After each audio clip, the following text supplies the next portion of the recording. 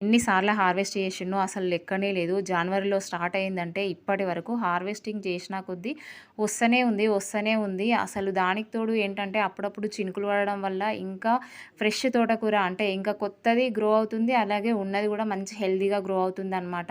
So, దానివల్ల దీన్నైతే తీసేయలేకపోతున్నా. మళ్ళీ ఒక రకం తోటకూర కూడా కాదు, చాలా రకాల తోటకూరలైతే ఉన్నాయన్నమాట.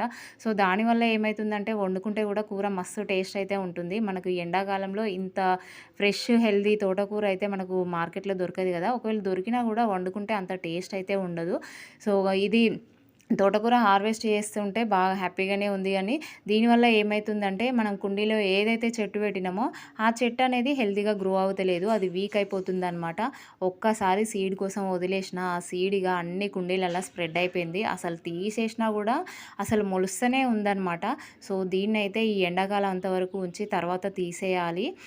మళ్ళీ ఇది ఇంకొకటి ఏంటిదంటే మార్నింగ్ టైంలో హార్వెస్ట్ చేద్దామంటే ఫుల్ ఎండ 7కే స్టార్ట్ అయిపోతుంది. అందుకని జెప్పేసి ఈవినింగ్స్ టైంలో అయితే హార్వెస్టింగ్ అయితే చేసిన. గంట సేపు అయితే పట్టింది. ఓన్లీ పెద్ద పెద్దగా ఉన్న తోటకూర మాత్రమే హార్వెస్ట్ చేసిన. ఇంకా కుండీలలో అట్లనే ఉంది. ఇది ఒక 4, 5 డేస్‌కు మళ్ళీ హార్వెస్టింగ్‌కి రెడీ అయితది.